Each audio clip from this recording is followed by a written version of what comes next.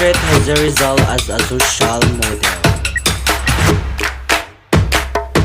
Hello guys, how are you? Are you excited? But before anything else, let me introduce myself. By the way guys, I'm Milan Imurang, taking Bachelor of Secondary Education, major in English at Surigao State College of Technology, Clover Extension College. So for today's, I'm going to share to you and demonstrate as one of the famous known for national hero as a social model. But before anything else, who is it? Yes, he is Jose Rizal. But who is Jose Rizal? Precisely correct. He is our national hero. And most of the Filipino know about Jose Rizal as a national hero who featured in one piece of coin. Right?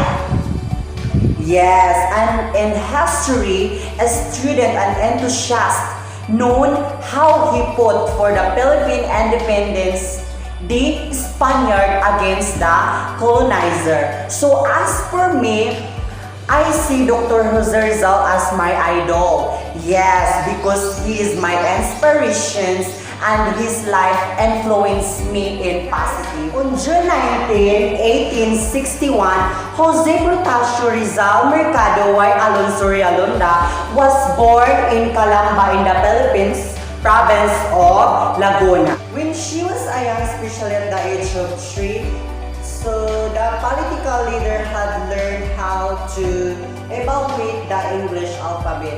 At by the age of 5, Jose Rizal already learned how to read and write. So I can see that Jose Rizal is a brilliant student who became proficient in multiple languages. In 1882, he traveled to Spain to complete his degree. While in Europe, Jose Rizal became part of the propaganda movement connecting with other people who wanted reform. He also wrote his first novel called No Limitang Hiri Means Touch Me Not, a work that detailed the dark aspect of Spain and colonial role of the Philippines with particular role in the Catholic friars. The book was banned in the Philippines to copies were smuggled in. Because of his novel, Rizal returned to the Philippines in 1887 was cut short when he was targeted by the police.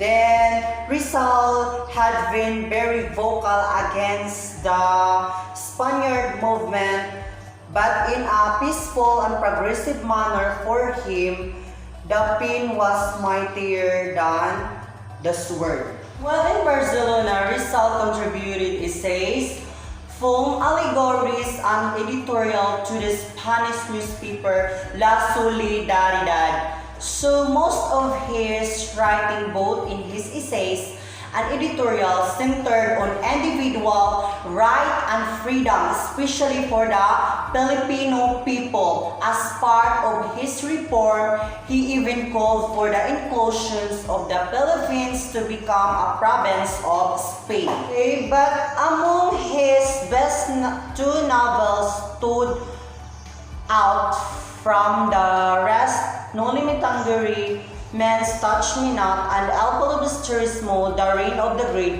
In both novels, Rizal harshly criticized the Spanish colonial role in the country and exposed the ills of Philippine society at the time. Upon his return to the Philippines, Rizal formed a progressive organization called the La Liga Filipina. This, however, did not stop him from continuing his plan to reform.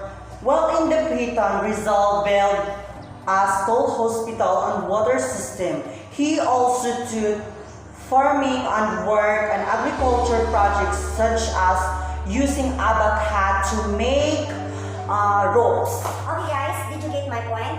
So let's proceed. In 1896, Rizal was granted leave by the Governor General Blanco after volunteering to travel to Cuba to serve as diver to yellow fever victims. But at the time, the Katipunan had a full-blown revolution and Rizal was accused of being associated with the secret militant society.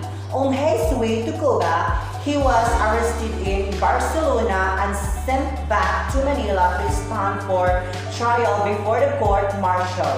After that, Rizal was charged with sedition, conspiracy, and rebellion, and therefore sentenced to death by firing squad. Dr. Jose Rizal was executed on the meaning of December 30, 1896 in what was then called Bayan, now referred to as Luneta, right? So upon hearing the command to shoot him, he faced the squad and uttered in his final breath, consummatum est, which is, it is finished. According to the historical account, only one bullet ended the life of the Filipino martyr and hero. So okay, today, Dr. Jose Rizal brilliance, compassion, courage, and patriotism, and greatly and remembered and recognized by the Filipino people. His two novels are continuously being analyzed by the students and professionals, right? So therefore, I can see that even Jose Rizal was dying, but his literary artwork was still alive, right? So Rizal may have died on December 30, 1896 at the tender age of 35. So it was too young, right? So, but much more of him than his remains and Rizal part lies in the heart of Filipinos. Yes, of course. And he also inspired the independence movement because he provided a mirror to the sick colonial society that Filipino had become as a result of Spanish colonization.